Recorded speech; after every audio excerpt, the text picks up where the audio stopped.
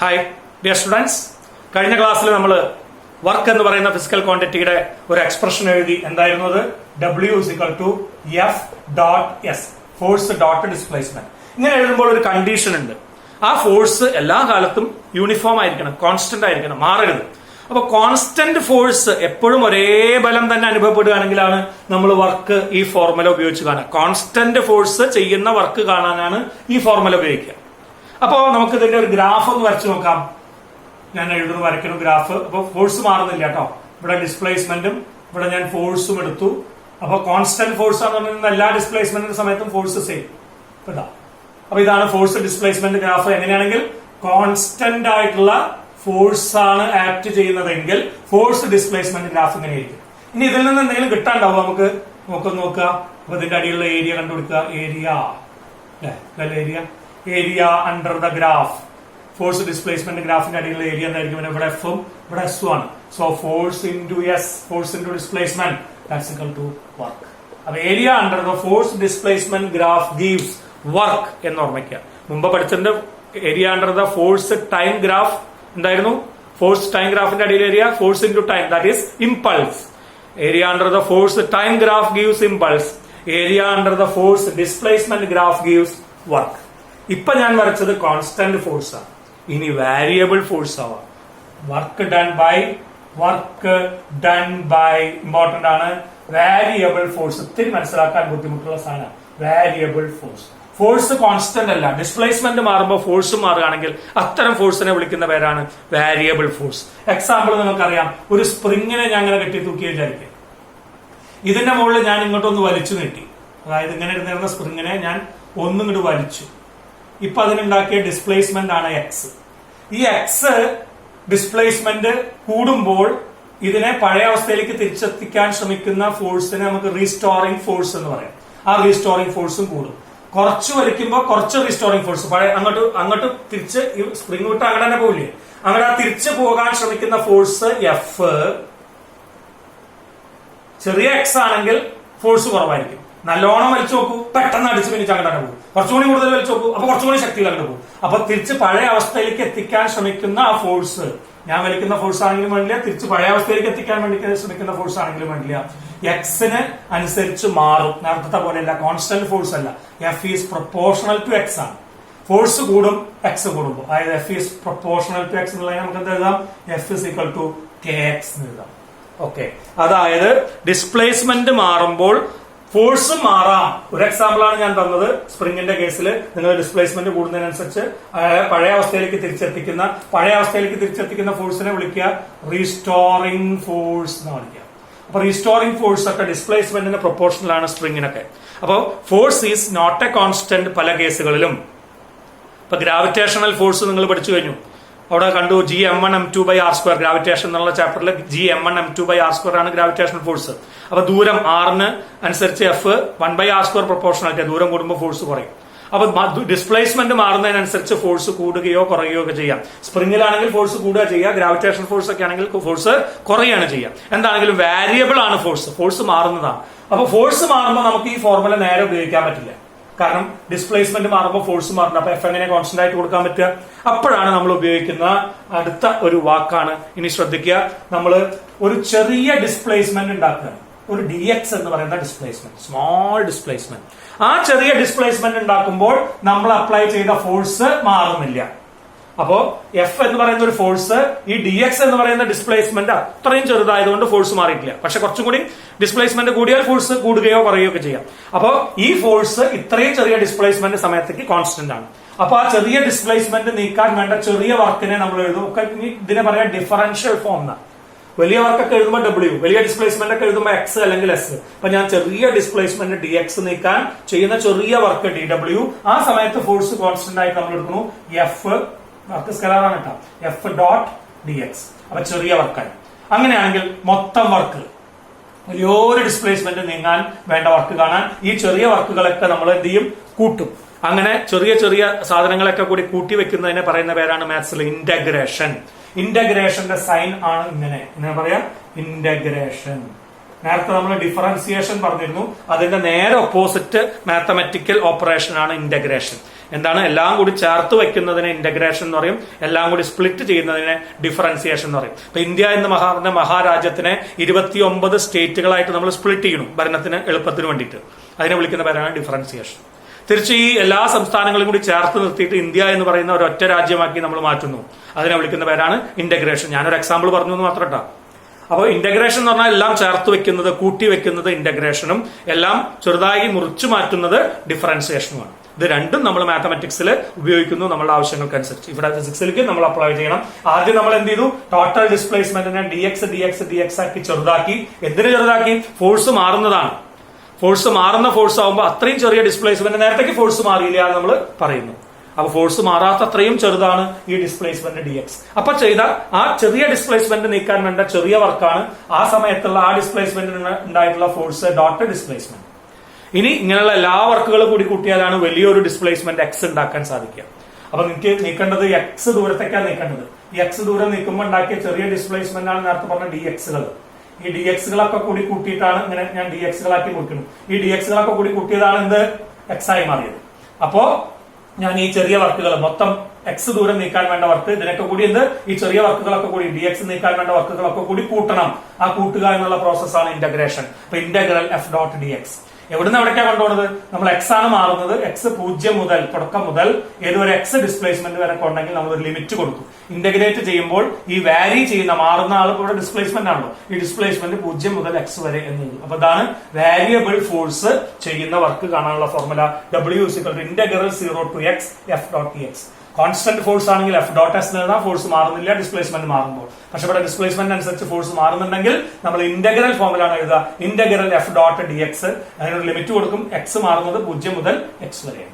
Okay, ഇതാണ് variable force ചെയ്യുന്ന work. അപ്പൊ കോൺസ്റ്റന്റ് ഫോഴ്സ് ചെയ്യുന്ന വർക്കും വേരിയബിൾ ഫോഴ്സ് ചെയ്യുന്ന വർക്കും. അപ്പൊ നമുക്ക് ഈ സ്പ്രിംഗിന്റെ കേസിലൊക്കെ വേണമെങ്കിൽ ഇങ്ങനെ എഴുതാം. ഇവിടെ ഞാൻ ഡിസ്പ്ലേസ്മെന്റ് എക്സും ഇവിടെ ഞാൻ ഫോഴ്സ് എഫും എഴുതിയാൽ ഗ്രാഫ് ഇസ് ലൈക്ക് ദിസ്. അപ്പൊ ഇത് സ്ട്രേറ്റ് ലൈൻ വിത്തൗട്ട് സ്ലോപ്പ് ആണ്. അതായത് ഫോഴ്സ് മാറുന്നില്ല, കോൺസ്റ്റന്റ് ഫോഴ്സ് ആണ്. ഇതെന്ത് ഫോഴ്സ് ആണ്? വേരിയബിൾ ഫോഴ്സ് ആണ്. വേരിയബിൾ ഫോഴ്സ് ആണെങ്കിലും അടിയിലുള്ള ഏരിയ എപ്പോഴും തന്നെ തരിക വർക്ക് തന്നെയാണ് തരിക. Area under the force displacement graph gives always work. അപ്പൊ വർക്ക് എന്ന് പറയുന്ന ക്വാണ്ടിറ്റിയെ കുറിച്ച് ഇങ്ങനെ ഓർമ്മിക്കണം. അപ്പൊ കോൺസ്റ്റന്റ് ഫോഴ്സ് ചെയ്യുന്ന വർക്കും വേരിയബിൾ ഫോഴ്സ് ചെയ്യുന്ന വർക്കും നിങ്ങൾക്ക് കാണാൻ പറ്റും. ഏറ്റവും എളുപ്പമുള്ള ഒരു വഴി ഫോഴ്സ് ഡിസ്പ്ലേസ്മെന്റ് ഗ്രാഫ് വരയ്ക്കുക അറിയാമെങ്കിൽ അതിന്റെ അടിയിലുള്ള ഏരിയ കാൽക്കുലേറ്റ് ചെയ്താൽ വർക്ക് ഡൺ കിട്ടും. അല്ലെങ്കിൽ എഫ് ഡോട്ട് dx ഇന്റഗ്രേറ്റ് ചെയ്യുക, അല്ലെങ്കിൽ എഫ് ഡോട്ട് എസ് കാണാം. ഇതാണ് വർക്ക് കാണാനുള്ള വഴി. അപ്പൊ നമ്മൾ വർക്ക് എന്ന് പറയുന്ന ക്വാണ്ടിറ്റിനെ കുറിച്ച് പറഞ്ഞു കഴിഞ്ഞു. നെക്സ്റ്റ് നമ്മൾ ഇതിന്റെ ഹെഡിങ്, ചാപ്റ്ററിന്റെ ഹെഡിങ്ങിൽ രണ്ടാമത്തെ ആളായിരുന്നു എനർജി, ഊർജം എന്ന് പറയും. എന്താണ് എനർജി? എനർജി എന്ന് പറഞ്ഞാൽ പ്രവൃത്തി ചെയ്യാനുള്ള കഴിവാണ് ഊർജം. നമുക്ക് വർക്ക് ചെയ്യാനുള്ള എബിലിറ്റിയെ കാണിക്കുന്ന വാക്കാണ് energy. The ability to do work is called energy. പ്രവൃത്തി ചെയ്യാൻ, എനിക്ക് രാവിലെ എത്ര നേരം നിങ്ങളോട് സംസാരിക്കാൻ, ഞാനൊരു ജോലി ചെയ്യാണ്, ഞാൻ ഇത്ര നേരം സംസാരിക്കാൻ കഴിഞ്ഞത് എന്റെ ഊർജ്ജമുള്ളത് കൊണ്ടാണ്. എവിടുന്ന് എനിക്ക് ഈ ഊർജ്ജം കിട്ടിയത്? ഞാൻ രാവിലെ കഴിച്ച ദോശ അല്ലെങ്കിൽ ഇഡ്ഡലി അല്ലെങ്കിൽ പിട്ടോ അല്ലെങ്കിൽ ഉപ്പുമാവോ ആണ് എനിക്ക് ഊർജ്ജം തന്നത്. ആ ഊർജ്ജം കൊണ്ടാണ് ഞാൻ ഇപ്പൊ എന്ത് ചെയ്തുകൊണ്ട് ഇപ്പൊ ഇങ്ങനെ സംസാരിച്ച് നിൽക്കുക എന്ന് പറയുന്ന പണി ചെയ്യുന്നത്. നിങ്ങൾ പഠിക്കുക എന്നുള്ള പണി ചെയ്യാനും ഊർജ്ജം വേണം. ആ ഊർജ്ജമാണ് നിങ്ങൾ ഭക്ഷണം കഴിക്കുമ്പോൾ കിട്ടിയത്. നിങ്ങൾ ബൂസ്റ്റോ കോംപ്ലാനോ ഒക്കെ കഴിച്ചിട്ടാണ് നിങ്ങൾ ഇങ്ങനെ വലുതായി വന്നത്. അതും ഒരു വർക്കാണ്. ഒരു പണിയെടുക്കുന്ന ആളെ, ഏത് ജോലി ചെയ്യുന്ന ആളാണെങ്കിലും അയാൾക്കൊക്കെ എന്ത് വേണം? ഊർജ്ജം വേണം. ഊർജ്ജം കിട്ടാനാണ് നമ്മൾ ഭക്ഷണം കഴിച്ചുകൊണ്ടിരിക്കുന്നത്. So the ability to do work is called energy. Basic ആയിട്ടുള്ള അർത്ഥം പ്രവൃത്തി ചെയ്യാനുള്ള കഴിവിനെ കാണിക്കുന്ന വാക്കാണ് എനർജി. അപ്പൊ നമുക്കറിയാം ഡിഫറെന്റ് ഫോംസ് ഓഫ് എനർജി ഉണ്ട്. ഒന്ന് മെക്കാനിക്കൽ എനർജി ഉണ്ട്, യാന്ത്രിക ഊർജ്ജം. മെക്കാനിക്കൽ എനർജിനെ നമുക്ക് തന്നെ രണ്ടെണ്ണമായിട്ട് നമ്മൾ ഇപ്പൊ പഠിക്കാൻ പോവാണ്. ഒന്ന് കൈനറ്റിക് എനർജി, രണ്ട് പൊട്ടൻഷ്യൽ എനർജി. മെക്കാനിക്കൽ എനർജിയുടെ രണ്ട് ഭാഗങ്ങളാണ്. കൈനറ്റിക് എനർജി എന്ന് പറയുന്ന ഗതികോർജ്ജവും പൊട്ടൻഷ്യൽ എനർജി എന്ന് പറയുന്ന സ്ഥിതികോർജ്ജവും. കൈനറ്റിക് എനർജി എന്തുകൊണ്ട് കിട്ടുന്നതാ? ഒരു വസ്തുവിന്റെ ചലനം കൊണ്ട് കിട്ടുന്നതാണ്, അയാളുടെ വെലോസിറ്റി കൊണ്ട് കിട്ടുന്നതാണ് കൈനറ്റിക് എനർജി. അപ്പോൾ ഓടി വന്നിട്ടുള്ള ഒരു ഫാസ്റ്റ് ബൗളർ പന്തെറിയുന്നത് കൈനറ്റിക് എനർജി കൊടുത്തു. ലോങ് ജമ്പ് ചെയ്യുമ്പോൾ നിങ്ങൾ ഓടി വന്ന് ചാടുമ്പോൾ അയാൾക്ക് കൈനറ്റിക് എനർജി കിട്ടുന്നുണ്ട്. അപ്പോൾ ഓട്ടം കൊണ്ട് അയാളുടെ വെലോസിറ്റി കൊണ്ട് കിട്ടുന്ന എനർജിയെ വിളിക്കുന്ന പേരാണ് കൈനറ്റിക് എനർജി. അതേ സമയത്ത് പൊസിഷൻ മാറുന്നുകൊണ്ട് ഉയരത്തിലേക്ക് പോകുമ്പോൾ നിങ്ങളുടെ പൊട്ടൻഷ്യൽ എനർജി കൂടും. നിങ്ങളൊരു കല്ലെടുത്തിട്ട് കുറച്ച് ഉയർത്തുന്ന താഴത്തേക്ക് ഇട്ടാൽ അത്ര നിങ്ങളുടെ തലയമ്പിൽ വേദനിക്കില്ല. കുറെ ഉയർത്തുന്നതാണ് നിങ്ങളുടെ തലയമ്പിലേക്ക് ആ കല്ല് വീഴുന്നതെങ്കിൽ നല്ല വേദനിക്കും. ഒരു തെങ്ങിന്റെ മുകളിൽ ഒരു ചെറിയ മച്ചിങ്ങ ആണെങ്കിൽ പോലും നിങ്ങളുടെ മണ്ടയമ്പിൽ വന്ന് വീണാൽ വല്ലാതെ വേദന ഉണ്ടാവും. കാരണം എന്താ? ആ മച്ചിങ്ങയ്ക്ക് വലിയ എനർജി ഉണ്ട്. ആ മച്ചിങ്ങയ്ക്ക് എന്തുകൊണ്ടാണ് എനർജി കിട്ടിയത്? ഏറ്റവും ഉയരത്തിലിരിക്കുന്നു എന്നാണ്. അപ്പോൾ പൊസിഷൻ കാരണം കണ്ടു. അപ്പോൾ ഒരു നിങ്ങളുടെ ടോയ് കാറൊക്കെ ഉപയോഗിക്കുന്ന സമയത്ത് നമുക്ക് അതിൽ സ്പ്രിംഗ് ഉണ്ട്. ആ സ്പ്രിംഗ് നിങ്ങൾ വൈൻഡ് ചെയ്യും.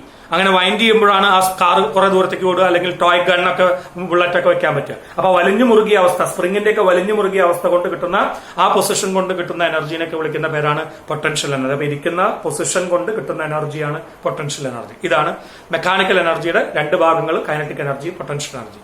ഇതേപോലെ കെമിക്കൽ എനർജി നിങ്ങൾക്കറിയാം. കെമിസ്ട്രിയുമായി ബന്ധപ്പെട്ട് കെമിക്കൽ റിയാക്ഷൻസ് നടക്കുമ്പോഴൊക്കെ ഉണ്ടാവുന്ന എനർജിയാണ് കെമിക്കൽ എനർജി. ഞാൻ സംസാരിച്ചുകൊണ്ടിരിക്കുമ്പോൾ സൗണ്ട് എനർജിനെ കുറിച്ച് നമുക്കറിയാം. ലൈറ്റ് എനർജി, നമ്മളൊക്കെ കിട്ടിക്കൊണ്ടിരിക്കുന്ന സൂര്യനിൽ നിന്ന് കിട്ടിക്കൊണ്ടിരിക്കുന്ന ലൈറ്റ് എനർജിനെ കുറിച്ച് അറിയാം. പിന്നെ ഹീറ്റ് എനർജി, ചൂടാക്കുമ്പോൾ കിട്ടുന്ന എനർജിനെ കുറിച്ച് അറിയാം. ഇങ്ങനെ ഡിഫറന്റ് ഫോംസ് ഓഫ് എനർജി ഉണ്ട്. ഏത് ഫോം ഓഫ് എനർജി ആണെങ്കിലും SI സിസ്റ്റത്തിലെ യൂണിറ്റ് ജൂൾ ആണ്.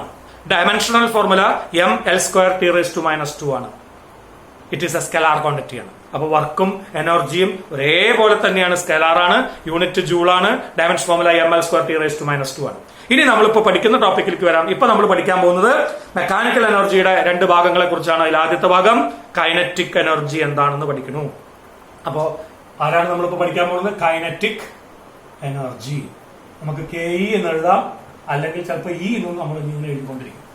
ശ്രദ്ധിക്കുക, എന്താണ് കൈനറ്റിക് എനർജി? ഒരു വസ്തുവിന്റെ ചലനം കൊണ്ട് കിട്ടുന്ന എനർജിനെയാണ് കൈനറ്റിക് എനർജി എന്ന് പറയുക. Consider A body of mass M. It is applied with a force F. F എന്നുള്ള ഒരു ഫോഴ്സ് അതിന്റെ മുകളിൽ പ്രയോഗിച്ചു. ആ ഫോഴ്സ് പ്രയോഗിച്ചിട്ട് അയാളുടെ ഡിസ്പ്ലേസ്മെന്റ് ഉണ്ടായി S ഡിസ്പ്ലേസ്മെന്റ് ഉണ്ടായപ്പോൾ initially it is at rest. Initially it's velocity is 0. റെസ്റ്റിലിരിക്കുന്ന ഒരു വസ്തുവിന്റെ മുകളിൽ F എന്നുള്ള ഒരു ഫോഴ്സ് കൊടുത്ത് ഞാൻ അതേ ഡയറക്ഷനിലാണ് കേട്ടോ, ഫോഴ്സിന്റെ ഡയറക്ഷനിൽ തന്നെ ഡിസ്പ്ലേസ്മെന്റ് ഉണ്ടാക്കി. അങ്ങനെ ആ വസ്തുവിന്റെ വെലോസിറ്റി ഞാൻ മാറ്റി. ആ വെലോസിറ്റി മാസ് ഒന്നും മാറിയിട്ടില്ല, വെലോസിറ്റി എന്തായി? V ആയിട്ട് മാറി. അപ്പോ 0 ഉണ്ടായിരുന്ന റെസ്റ്റിലിരുന്നിരുന്ന വസ്തുവിനെ S ഡിസ്പ്ലേസ്മെന്റ് കൊടുത്ത് V വെലോസിറ്റി ആക്കി. ആരാണ് ഈ പണിയൊക്കെ ചെയ്ത ആള്? F എന്ന് പറയുന്ന ഫോഴ്സ് ആണ്. നൗ ഈ വസ്തുവിന്റെ വെലോസിറ്റി മാറ്റാൻ വേണ്ടി ഈ ഫോഴ്സ് ചെയ്ത വർക്കാണ് ഈ വസ്തുവിന്റെ എന്തായിട്ട് മാറുന്നത്? കൈനറ്റിക് എനർജി ആയിട്ട് മാറുന്നത്. ശ്രദ്ധിക്കുക, ഒരു വസ്തുവിന്റെ മുകളിൽ ഒരു ബലം പ്രയോഗിച്ച് അതിന്റെ വേഗത മാറ്റിയിട്ടുണ്ടെങ്കിൽ അതാണ് അതിന്റെ ആ വർക്ക് എന്തായി മാറിയതാണ്? കൈനറ്റിക് എനർജിയാണ്. അപ്പൊ ഒരു ഫോഴ്സ് ഒരു വസ്തുവിന്റെ സ്പീഡിൽ മാറ്റം വരുത്തുമ്പോൾ ചെയ്യുന്ന വർക്കാണ് അതിന്റെ കൈനറ്റിക് എനർജിയായി സ്റ്റോർ ചെയ്യുന്നത്. മനസ്സിലായോ? The work done to change the speed of a body by an applied force is stored as എന്ത്? സ്പീഡ് മാറിയത് കൊണ്ടാണ് ആസ് കൈനറ്റിക് എനർജി. അപ്പൊ നമുക്ക് ഇവിടെ വർക്ക് കാണണം. അപ്പൊ കൈനറ്റിക് എനർജി കാണാൻ വർക്ക് തന്നെയാണ് നമ്മൾ കാണാൻ പോകുന്നത്. എന്താണ് അയാൾ ചെയ്തത്? U 0 ആയിരുന്നതിനെ V ആക്കി മാറ്റി. ഞാൻ എത്രയാണപ്പോഴേക്കും ഡിസ്പ്ലേസ്മെന്റ് ഉണ്ടായത്? S ആണ്. ആരാണ് ഇതൊക്കെ ചെയ്തത്? F എന്ന് പറയുന്ന ഫോഴ്സ് ആണ്. നമുക്കറിയാം F = ma അല്ലെ? നമുക്ക് ജസ്റ്റ് മാഗ്നിറ്റ്യൂഡ് എഴുതാം. F = ma. What is A? നമുക്കറിയാം V². സമയത്തിനെ കുറിച്ച് ഇക്വേഷനിലൊന്നും തന്നിട്ടില്ല. അപ്പൊ അതുകൊണ്ട് സമയമില്ലാത്ത ഇക്വേഷൻ നമുക്കറിയാം, 1 ഡയമെൻഷൻ മോഷൻ ആയിട്ട് എടുക്കുക. U² + 2as. അതിൽ U 0 ആണല്ലോ അല്ലെ? So V² = 2as. 0 ആയതുകൊണ്ട്. സോ A = എന്ത് എഴുതാം? V² / 2s. whereas is that displacement. So force = എന്തായി? M × A ന്റെ സ്ഥാനത്ത് V² / 2s എന്ന് എഴുതി വെക്കാം. ഫോഴ്സ് കിട്ടി. ഇനി വർക്ക് = എന്താ? ഫോഴ്സ് ഇൻറ്റു ഡിസ്പ്ലേസ്മെന്റ് ആണ്. ശരിക്കും ഫോഴ്സ് ഡോട്ട് ഡിസ്പ്ലേസ്മെന്റ് ആണ്. ഞാൻ ഇപ്പൊ കോൺസ്റ്റന്റ് ഫോഴ്സ് ആണ് കൊടുത്തത്. പക്ഷെ ഫോഴ്സിന്റെ ഡയറക്ഷനിൽ തന്നെയാണ് ഇപ്പൊ ഡിസ്പ്ലേസ്മെന്റ് എന്ന് വന്നത്. അതുകൊണ്ട് cos 0 വരും. cos 0 1 ആയി പോകും. അപ്പൊ സിംപ്ലി F × S ആയി. സ്കെലാർ പ്രൊഡക്റ്റ് ഒക്കെ FS ആയി മാറി. F ന്റെ സ്ഥാനത്ത് ആരാണ് അപ്പൊ പറഞ്ഞത്? M V² / 2s. എങ്ങനെ? A ന്റെ സ്ഥാനത്താണ് V² / 2s എഴുതിയത്. ഇൻറ്റു S ന്റെ സ്ഥാനത്ത് ഡിസ്പ്ലേസ്മെന്റ് സ്ഥാനത്ത് S എഴുതി. സോ S ഉം ക്യാൻസൽ ചെയ്ത് പോയി. So answer becomes ½ mv². So work done to change the speed from rest or 0 to V is ½ mv² എന്ന് കിട്ടി. This work done is stored as the kinetic energy. Kinetic energy. The kinetic energy is equal to ½ mv². Important ആയിട്ടുള്ള formula. ഇനി നിങ്ങൾക്ക് ഈ ഫോർമുലയെ ഒന്ന് തിരിച്ചു മറിച്ചു എഴുതാം. നിങ്ങൾക്കറിയാം linear momentum P is equal to m × V അല്ലെ? അപ്പൊ ഞാൻ ഇക്വേഷൻ ഒന്ന് മാറ്റി എഴുതുന്നു. mv² / mv² ഇതാ m² v² വരും. പക്ഷെ നമുക്ക് മുകളിൽ ഒരു m ഉണ്ട്. അപ്പൊ ഒരു m നെ ഡിനോമിനേറ്ററിൽ ഇട്ടിട്ട് ക്യാൻസൽ ചെയ്യണം. അപ്പൊ 2 ഓൾറെഡി ഇവിടെ ഉണ്ട്. m² v² m² m ആയി മാറാൻ ഒരു m അടിയിൽ ഇട്ടു. So that's equal to m യുടെ സ്ഥാനത്ത് p ആണ്. So p² / 2m. So kinetic energy is also equal to p² / 2m. ഇനി നിങ്ങൾക്ക് ഇക്വേഷനെ മാറ്റി എഴുതാം. Kinetic energy is equal to ½ × mv × v എന്ന് എഴുതാലോ അല്ലെ? ½ mv². ഈ m യുടെ സ്ഥാനത്ത് വീണ്ടും കൊടുത്താൽ so kinetic energy is equal to ½ p × v. ഈ മൂന്ന് ഫോർമുലകൾ ഓർമ്മിക്കുക. Kinetic energy equal to half mv square, kinetic energy equal to p square by 2m, kinetic energy equal to half pv. ഈ ഇക്വേഷനിൽ മാസും വെലോസിറ്റിയാണ്, ഈ ഇക്വേഷനിൽ മൊമെന്റവും മാസുമാണ്, ഈ ഇക്വേഷനിൽ മൊമെന്റവും വെലോസിറ്റിയാണ്. അപ്പൊ മാസ് ഇല്ലാത്ത ഇക്വേഷൻ ആണിത്, മൊമെന്റം ഇല്ലാത്ത ഇക്വേഷൻ ആണിത്, ഇതിൽ വെലോസിറ്റി ഇല്ലാത്ത ഇക്വേഷൻ ആണ്. മൂന്നെണ്ണം നിങ്ങൾക്ക് ആവശ്യം വരും. In general kinetic energy is equal to ഓർമ്മിക്കുക half mv square equal to p square by 2m equal to half pv. മൂന്നെണ്ണവും നിങ്ങൾക്ക് ഉപയോഗിക്കേണ്ടി വരും കൈനറ്റിക് എനർജി ഇക്വേഷൻ. ഈ കൈനറ്റിക് എനർജി എന്നുള്ളതിനൊക്കെ ഞാൻ ഇ എന്ന് എഴുതുള്ളൂ, ശ്രദ്ധിക്കുക. അപ്പൊ എങ്ങനെ കിട്ടിയതെന്നുള്ള വഴികൾ നന്നായിട്ട് ഓർമ്മിക്കുക. അടുത്ത case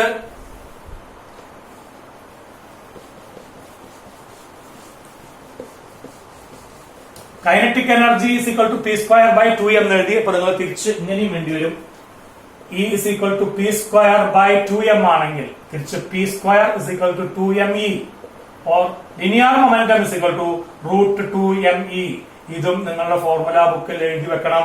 linear momentum is equal to root 2m into kinetic energy. എന്നൊക്കെ എഴുതിയത് ഞാൻ എളുപ്പത്തിൽ എന്നൊക്കെ ഒഴിവാക്കിയിട്ട് കൈനറ്റിക് എനർജിക്ക് ഉപയോഗിച്ചതാണ് ഫോർമുല വെക്കുക. ഇനി അടുത്തത് നിങ്ങൾ പഠിക്കേണ്ട ഒരു പ്രധാനപ്പെട്ട തിയറത്തിലേക്ക് ഞാൻ പോവാണ്. പരീക്ഷയ്ക്ക് മോസ്റ്റ് റിപ്പീറ്റിംഗ് ക്വസ്റ്റ്യൻ ആണ് work energy theorem. Work energy theorem എന്താണ്? വർക്ക് എനർജി തിയറം ഇപ്പൊ ഈ പറഞ്ഞ കാര്യങ്ങൾ തന്നെ വർക്ക് എനർജി തിയറം. ഒരു വസ്തുവിന്റെ മുകളിൽ ചെയ്യുന്ന വർക്ക് അയാളുടെ എനർജി ആയിട്ട് മാറും. The work done to displace a body is converted as അല്ലെങ്കിൽ stored as the change in energy of the body. ഒരു വസ്തുവിന്റെ മുകളിൽ പ്രയോഗിക്കപ്പെടുന്ന വർക്ക്, ഒരു ഫോഴ്സ് ചെയ്ത വർക്ക്, അയാളുടെ സ്ഥാനം മാറ്റാൻ വേണ്ടി ചെയ്യുന്ന work is converted as it's change in energy. ഇപ്പൊ നമ്മൾ കൈനറ്റിക് എനർജി മാത്രമേ പറയുന്നുള്ളൂ, അതുകൊണ്ട് കൈനറ്റിക് എനർജിയുടെ ചേഞ്ച് ആയിട്ടാണ് സ്റ്റോർ ചെയ്യുന്നത്. Work done to displace a body is equal to the change in energy. This is named as work energy theorem. Very important ആണ്, എഴുതി വെച്ചോളുക. വർക്ക് എനർജി തിയറം സ്റ്റേറ്റ് ചെയ്യാൻ ചോദിക്കും. The work done to displace a body is equal to the change in energy of the body. This is named as work energy theorem. Very important. Prove ചെയ്യാൻ പറയും. Prove ചെയ്യാൻ വേണ്ടിയിട്ടാണ് ഞാൻ നേരത്തെ അതേ case തന്നെ. നേരത്തെ റെസ്റ്റിലിരിക്കുന്ന വസ്തുവായിരുന്നു, ഇപ്പൊ ഞാൻ യു വെലോസിറ്റിയിൽ പോയിക്കൊണ്ടിരിക്കുന്ന വസ്തുവാണ്. യു വെലോസിറ്റിയിൽ പോയിക്കൊണ്ടിരിക്കുന്ന എം മാസുള്ള വസ്തുവിന്റെ മുകളിൽ എഫ് എന്ന് പറയുന്ന ഒരു ഫോഴ്സ് അപ്ലൈ ചെയ്തു. എന്നിട്ട് ആ ഫോഴ്സിന്റെ ഡയറക്ഷനിൽ എസ് എന്ന് പറയുന്ന ഒരു ഡിസ്പ്ലേസ്മെന്റ് ഉണ്ടാക്കി. അപ്പോ അയാളുടെ വെലോസിറ്റി വി ആയിട്ട് മാറി. അങ്ങനെയാണെങ്കിൽ നമ്മളിപ്പോ വർക്ക് എനർജി തിയറം പ്രൂവ് ചെയ്യാൻ പോവാണ്. Work is equal to force into displacement. F dot S ആണ്, പക്ഷെ ഫോഴ്സും ഡിസ്പ്ലേസ്മെന്റ് ഒരേ ഡയറക്ഷനിലായതുകൊണ്ട് സിംപിളി എഫ് എസ് എന്ന് എഴുതാം. എഫിന് പകരം എം ഇൻറ്റു എ എന്ന് എഴുതാം. ബാക്കി എസ് എഴുതി. ദാറ്റ്സ് ഈക്വൽ ടു എന്റെ പകരം നമുക്ക് എന്ത് എഴുതാം? V square equal to U square plus 2s. ഇപ്പോ യു പൂജ്യമൊന്നുമല്ല, ഇനീഷ്യലി വെലോസിറ്റി ഉണ്ട്. So A is equal to ഇതിൽ നിന്ന് V square minus U square അല്ലെ ഡിവൈഡഡ് ബൈ 2s. അപ്പോ നമ്മൾ equation W is equal to എന്തായി? എം ഇൻറ്റു എന്റെ സ്ഥാനത്ത് V square minus U square by 2s into ഒരു എസ് കൂടി. അപ്പൊ എം എ എസ് ലേക്ക് സബ്സ്റ്റിറ്റ്യൂട്ട് ചെയ്തു. എസും ക്യാൻസൽ ചെയ്ത് പോയി. That's equal to half into m into s cancel ചെയ്ത് പോയി. ബ്രാക്കറ്റിനുള്ള v square minus U square. That's equal to എന്തെഴുതാം? Half M V square, bracket expand ചെയ്യണം, half M V square minus half m u square. What is half M V square? Final kinetic energy അല്ലെ. Half M V square എന്ന് പറഞ്ഞ kinetic എനർജിയാണ്. ഇപ്പോ V velocity ആയപ്പോൾ അതായത് അവസാനത്തെ minus half m u square എന്ന് പറഞ്ഞാൽ തുടക്കത്തിലുള്ള kinetic energy minus initial kinetic energy. So W work is equal to final kinetic energy minus initial kinetic energy, that's equal to change in energy. So work done is equal to change in energy എന്നുള്ളതാണ് എന്ത് theorem? Work energy theorem. അപ്പൊ അത് state ചെയ്യാനും prove ചെയ്യാനും ചോദിക്കും. ഇപ്പൊ നമ്മൾ kinetic എനർജിയുടെ കേസിൽ അത് ചെയ്തു. എന്താണെങ്കിലും work done is equal to change in energy എന്ന് പറഞ്ഞുള്ളൂ. കൈനറ്റിക് എനർജിയുടെ ചേഞ്ച് ആയാലും വേണ്ടില്ല, പൊട്ടൻഷ്യൽ എനർജിയുടെ ചേഞ്ച് ആയാലും വേണ്ടില്ല. ഇപ്പൊ നമ്മൾ പൊട്ടൻഷ്യൽ എനർജിയുടെ ചേഞ്ചിനെ കുറിച്ച് ഇവിടെ ഒന്നും പഠിച്ചിട്ടില്ല, only change in kinetic energy. അപ്പൊ എന്താണെങ്കിലും the work done to displace a body is equal to change in energy എന്ന് എഴുതി വെക്കുക. എന്നിട്ട് ഈ ഒരു പ്രൂഫും ചെയ്താൽ നിങ്ങൾക്ക് വർക്ക് എനർജി തിയറം പ്രൂവ് ചെയ്യാം. ഓക്കെ, ഇനി നമ്മൾ നേരത്തെ പഠിച്ച ഫോർമുലയിൽ നിന്ന് ചില പ്രോബ്ലങ്ങൾ ചെയ്യാൻ ഞാൻ ആഗ്രഹിക്കുകയാണ്. നേരത്തെ പഠിച്ച ഫോർമുല ഇതാണ് ഏറ്റവും പ്രധാനപ്പെട്ട formula. Half M V square ഒക്കെ നിങ്ങൾ എത്രയോ പ്രാവശ്യം ഉപയോഗിക്കാൻ നിങ്ങൾക്കറിയാം. പക്ഷെ പി സ്ക്വയർ ബൈ 2m വെച്ചിട്ട് നിങ്ങൾ പുതുതായിട്ട് ചില പ്രോബ്ലങ്ങൾ സ്കൂളിൽ ചെയ്യാത്തത് ഇവിടെ ചെയ്യേണ്ടി വരും. അപ്പോൾ E is equal to P square by 2m important ആയിട്ടുള്ള ഫോർമുല ശ്രദ്ധിക്കാം. ഞാൻ പറയുന്നു if there are two bodies. ആദ്യത്തെ എളുപ്പമുള്ള ചോദ്യം. Two bodies, a light body and a heavy body. Light body and a heavy body. Light body എന്ന് പറഞ്ഞാൽ എന്താ? മാസ് കുറവുള്ള ബോഡി. ഹെവി ബോഡി എന്ന് പറഞ്ഞാൽ എന്താ? മാസ് കൂടുതലുള്ള ബോഡി. Have equal momentum. സ്ഥിരം ചോദിക്കുന്ന ഒരു ചോദ്യം. രണ്ടാൾക്കാരും ലീനിയർ മൊമെന്റം സെയിം ആണ്. ലൈറ്റ് ബോഡി ഉണ്ട്, ഹെവി ബോഡി ഉണ്ട്, രണ്ടാൾക്കാർക്കും സെയിം ലീനിയർ മൊമെന്റം ആണ്. Which will have more kinetic energy? ആർക്കാണ് കൂടുതൽ കൈനറ്റിക് എനർജി ഉണ്ടാവുക? ഇക്വേഷൻ നോക്കൂ. അപ്പൊ മൊമെന്റവും മാസും എനർജിയും തമ്മിലുള്ള ബന്ധം ഉപയോഗിക്കണം. അതിൽ രണ്ടാൾക്കാരും മൊമെന്റം സെയിം ആണെന്ന് പറഞ്ഞു. അപ്പൊ പി സെയിം. ഇനി എം ചെറുതാണ്, ലൈറ്റ് ബോഡിക്ക് എം ചെറുതാണ്, അതുകൊണ്ട് കൈനറ്റിക് എനർജി കൂടുതലായിരിക്കും.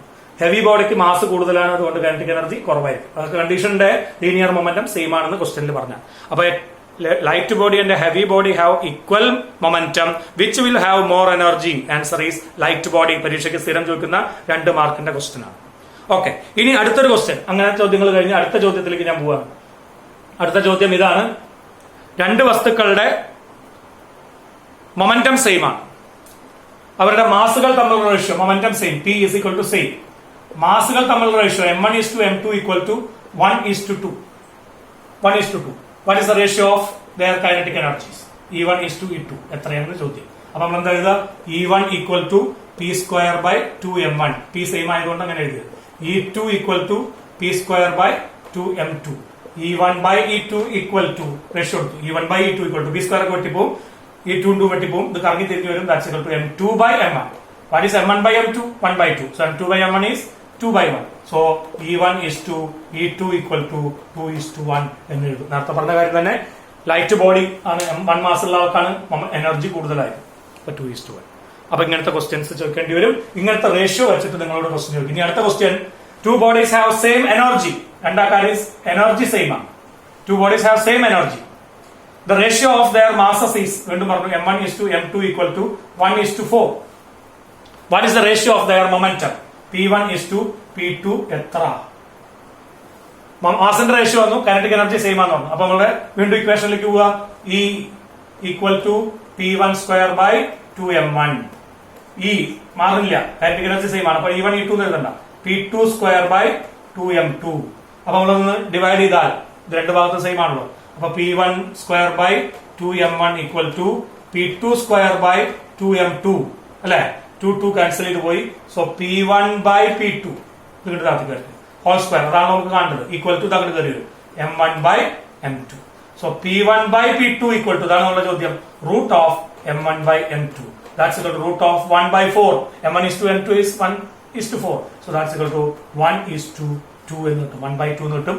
1 is to 2. അപ്പൊ നമുക്ക് എന്ത് കിട്ടി? മാസിന്റെ റേഷ്യോ തന്നു, കൈനറ്റിക് എനർജി സെയിം ആണെന്ന് പറഞ്ഞു. ലീനിയർ മൊമെന്റത്തിന്റെ റേഷ്യോ ചോദിച്ചാൽ ഉത്തരം കണ്ടുപിടിക്കാം. മാസിന്റെ റേഷ്യോ തന്നു, മൊമെന്റം സെയിം ആണെന്ന് പറഞ്ഞു, കൈനറ്റിക് എനർജിയുടെ റേഷ്യോ കാണാൻ പറഞ്ഞാൽ ചോദിക്കാം. ഇങ്ങനെയൊക്കെയുള്ള ചെറിയ ചെറിയ പ്രോബ്ലങ്ങൾ ചെയ്യാനുള്ള ധാരണ ഈ ഇക്വേഷൻ ഉപയോഗിച്ചുകൊണ്ട് നിങ്ങൾക്ക് ചെയ്യണം. ഇനി ഇങ്ങനെ ക്വസ്റ്റ്യൻ ചോദിക്കാം. If the linear momentum of a body is double, ഇരട്ടിയാക്കി, what happens to kinetic energy? P dash is equal to 2P. Momentum ഇരട്ടിയാക്കി, മാസം ഒന്നും മാറ്റിയില്ല, മൊമെന്റം ഇരട്ടിയാക്കി. What happens to kinetic energy? P dash is equal to P dash square by 2M. അല്ലെ? P dash എത്രയാണ്? 2Pi all square by 2M.